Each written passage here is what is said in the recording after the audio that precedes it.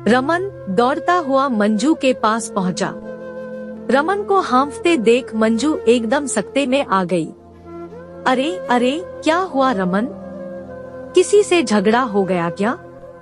भानु भैया कहाँ है? जल्दी बताओ, तुम दौड़ते हुए क्यों आए हो? मंजू ने प्रश्नों की झड़ी लगा दी। बतलाता हूँ दीदी, पहले सांस तो ले लेने दो। रमन एक पल को रुका, फिर गहरी सांस लेता हुआ बोला, मंजू दी, मेरी बात ध्यान से सुनो। रमन फुसफुसा कर मंजू के कान में कुछ कहने लगा। पूरी बात सुनकर मंजू होठों ही होठों में बुदबुदाई, उसकी यह मजाल। आप कुछ करे दीदी, वरना बहुत बड़ा अनर्थ हो जाएगा।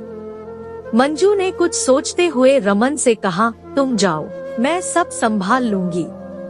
हाँ दीदी, कुछ करो, वरना गोविंद और भानु आपस में जरूर टकरा जाएंगे। इतना कहकर रमन चला गया। मंजू ने अपनी किताबें ली और झटपट कॉलेज जाने के लिए घर से निकल पड़ी। मंजू जल्दी जल्दी कदम बढ़ाती हुई सुमन के घर की ओर चली जा रही थी। कहीं सुमन कॉलेज के लिए घर से निकल न पड़ी हो, सोचकर मंजू ऊपर से नीचे तक कांप जाती थी। उसके कदम पहले से और तेज हो गए। सुमन के घर पर पहुंचते ही उसने घंटी बजाई। आती हूँ, और उसी समय दरवाजा खुल गया। सामने सुमन की माँ को खड़ी देखकर मंजू का दिल एकदम धक कर रह गया। फिर संयत होकर बोली, नमस्ते आंटी। सुमन कॉलेज चली गई क्या? अभी नहीं गई, जाने ही वाली है, बस नाश्ता कर रही है। आओ अंदर आओ, सुमन की माँ ने कहा। यह सुनकर मंजू को बड़ी राहत महसूस हुई। कौन है माँ? पूछती हुई सुमन की निगाह मंजू पर पड़ी तो वह खुशी से चहक पड़ी। अरे तुम? हाँ सुमन, मैंने सोचा आज तुम्हारे साथ चलूं। रंजना आज मुझसे पहले ही कॉलेज निकल गई। अच्छा, बस थोड़ी देर रुको, अभी चलती हूँ। मुझे भी आज जल्दी पहुँचना है, आज भौतिकी का प्रैक्टिकल है, सुमन ने कहा और अपनी जरूरी चीजें उठाने में लग गई।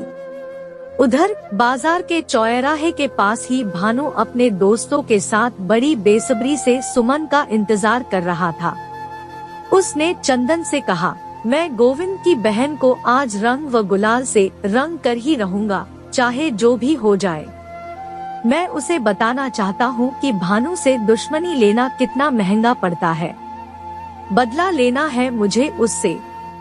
हाँ भानु, चंदन बोला, वह अपने आप को बहुत होशियार समझता है, उसे सबक सिखाना ही चाहिए। उसने मेरी बहन को स्कूल में रंगा था तो मैं उसकी बहन को बीच चौराहे पर रंग दूंगा, भानु ने उत्तेजित होते हुए कहा। भानु, दीनू बोला, अभी तक रमन का पता नहीं है, उसे गुलाबी रंग लेने को भेजा था, अभी तक नहीं आया। अरे वह तो एकदम मूर्ख है, तू खुद ही क्यों नहीं चला गया रंग लेने? चंदन ने कहा। मैं कैसे जाता, वह खुद जाने के लिए जिद कर रहा था। ठीक है, भानु झल्ला कर बोला, मैं उसे बाद में देख लूंगा।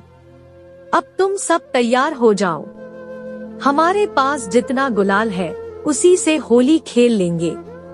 अरे कैसे खेल लोगे दोस्तों? रमन ने मुस्कुराते हुए कहा। लो, ले आया मैं गुलाबी रंग और गुलाल। कहते हुए रमन ने पुड़िया भानु की ओर बढ़ा दी। अब मजा आएगा जब सुमन के मुंह पर, दांतों पर, बालों में गुलाबी रंग चमकेगा। हाँ, खुशी से झूमता हुआ भानु बोला। उसी समय दीनू उछलता हुआ बोला, भानु वह देख सुमन आ रही है, उसके साथ मंजू दीदी भी है। भानु एकदम सकपका गया, फिर संभलता हुआ बुदबुदाया, मंजू दीदी सुमन के साथ? अब क्या होगा? चंदन फुसफुसा कर बोला। भानु कुछ कहता, तब तक सुमन और मंजू बिल्कुल उसके पास पहुंच गई थी। भानु तिलमिला उठा, उसने रंग से सने अपने हाथ चुपचाप पीछे कर लिए। दीनू, चंदन और लक्ष्मण पहले ही मंजू को सुमन के साथ देखकर भानु से कुछ दूर हट गए थे। रमन मन ही मन बेहद खुश हो रहा था।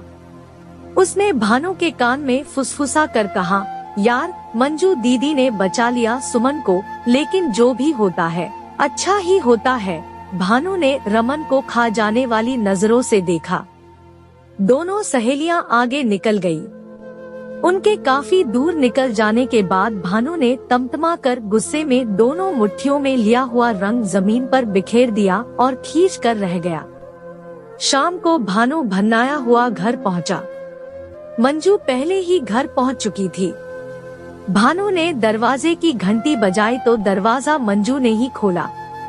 सामने मंजू को देख वह चीख कर बोला, आज बचा लिया अपनी सहेली को। आखिर इस तरह वह कब तक बच पाएगी? क्या मतलब? मंजू बोली। मतलब साफ है, आज मैं सुमन को बीच चौराहे पर रंगना चाहता था। क्यों? आखिर क्यों रंगना चाहते थे? मंजू ने पूछा।